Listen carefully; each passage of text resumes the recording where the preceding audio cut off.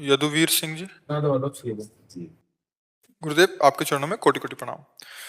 गुरुदेव, मैं पहले कभी व्रत रहा नहीं, पर आपकी कृपा से अभी गुरु पूर्णिमा से प्रत्येक गुरुवार को व्रत स्टार्ट किया है। 2 बार व्रत टूट भी गया।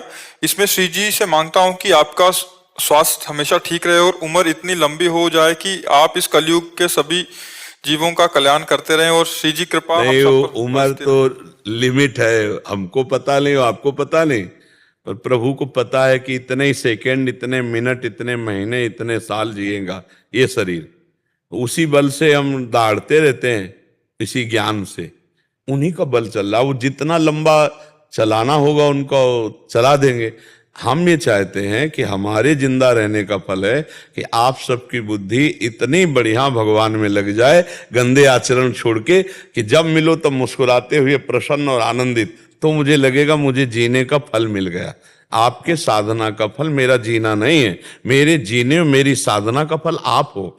आप मुस्कुरा दो, आप आनंदित रहो, आप प्रसन्न रहो, आप हमारे राष्ट्र की सेवा करो, आप गंदे आचरणों से मुक्त हो जाओ, यही हम चाहते हैं। हमारी समाज सुधरे, हमारे नौजवान सुधरे, उनकी सद्बुद्धि हो, वो सुखी रहे तो हम सुखी हैं।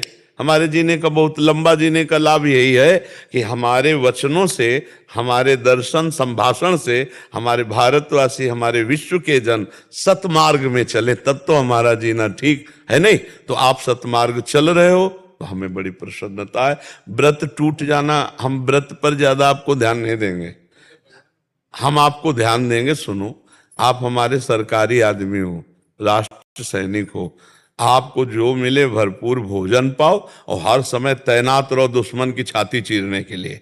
आपका व्रत तिरंगे की रक्षा, राष्ट्र समाज की सुरक्षा, इसके अवसर पर आपको ये नहीं ध्यान आना चाहिए कि हमें पानी पीना, कि हमें भोजन पाना। यही व्रत है। मिले अच्छे से भोजन पाओ, नाम जप करो, और कई कई दिन ना मिले तो प्राणों की बाजी लगाकर हम अपने देश की रक्षा के लिए भूखे भी रह सके, इसकी भी परवाह ना हो। ऐसे व्रत तो ठीक है, ऐसे नहीं मिला कोई बात नहीं, आप ऐसे अभ्यास कर लो, लेकिन हमारा उद्देश्य यही है कि नाम जप ना छूटे। अब मान लो व्रत में नाम जप छूट जाए और व्रत में आपको हमारी राष्ट्र सेवा में लगेगी, आज तो व्रत है, आज हम नहीं जाएंगे, नहीं, व्रत रहो, बिल्कुल मत रहो। दबा के पाओ, चौड़ी छाती करके दुश्मन की छाती पे गोली बरसाने की तुम्हारे अंदर उत्साह वृत्ति हो, बस ये व्रत है। और खूब नाम जप कर, समझ रहे हो? हाँ, ऐसे रह पाओ, कोई बात नहीं, नहीं रह पाओ तो कोई बात नहीं, भोजन पाओ और हर समय जहां तैनात हो ईमानदारी से तैनात रहो और नाम जप करो, यही सबसे बड़ी साधना आपकी है। ऐसे सहज स्वाभाविक रह जाओ, टूट जाओ कोई। भैया हमारी बात समझना, ये व्रत भगवान की हम प्रसन्नता के लिए रहते हैं, अपने शरीर को कष्ट देते हैं। अगर हमारा भजन ना हो तो केवल व्रत रहने से भगवान मिलते, तो कितने ऐसे पशु पक्षी हैं जो केवल पानी पी के रहते हैं। जरा विचार करना, सृष्टि में इतने पक्षी हैं जो केवल फल खा के रहते हैं, कितने जीव हैं जो केवल मिट्टी खा के रहते हैं, कितने जीव हमारी सृष्टि। क्या इनको भगवत प्राप्ति हो गई? क्या भगवत प्राप्ति होती भजन से। अगर भूखे रहकर भजन हो रहा है तो ठीक है, अगर भोजन पाकर के भजन हो रहा है तो भजन करो। भूखे रहकर भोजन का चिंतन हो रहा मत रहो, व्रत 2 रोटी खाओ और भजन करो, भगवान का चिंतन करो। भूखे रहकर खूब बढ़िया भजन हो रहा है, रह जाओ, कोई बात नहीं।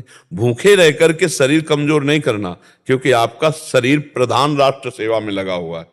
आप एक वीर योद्धा हैं, तो आपकी वीरता में कमी ना आवे। आपका शरीर, आपका उत्साह, आपकी बुद्धि, तीनों आपके देश पर न्यौछावर करने के लिए तैयार रहो, यही हमारी प्रार्थना है। ठीक है? हाँ, आप नाम जप करो और उत्साह संपन्न रहो। आपको राष्ट्र सेवा में अपने प्राणों को न्यौछावर करने का उत्साह बना रहे, सबसे बड़ा ये वीर व्रत है, इस जो आपके लिए इस समय है, और कोई व्रत नहीं। हर समय आप अलर्ट, जहां आप तैनात किए गए हो वहां गद्दारी न होने पावे, वहां अधर्म न होने पावे। जरा सी चूक में न जाने कितनों की जान पर आ जाएगी। मान लो आतंक फैलाने वाले लोग जरा सी चूक में निकल आवे तो चूकें तो हो जाती है, तो कितने सैकड़ों को मार देते हैं। हमको हर समय सावधान रहना है। जो हमारे राष्ट्र के सैनिक हैं उनका संतों के समान सम्मान करते हैं, इसीलिए कि उनको कहां तैनात कर दिया जाए कोई प्रश्न नहीं है। अपने प्राणों की बाजी लगाकर, हर समय परिवार से दूर रहकर, हर कष्ट सहकर राष्ट्र रक्षा में समर्पित है। आपका व्रत है राष्ट्र रक्षा, आपका व्रत है उत्साह संपन्न होकर समाज सेवा। इस पर जरूर ध्यान देते रहना। भगवान जब से आपसे नाम मिला है तब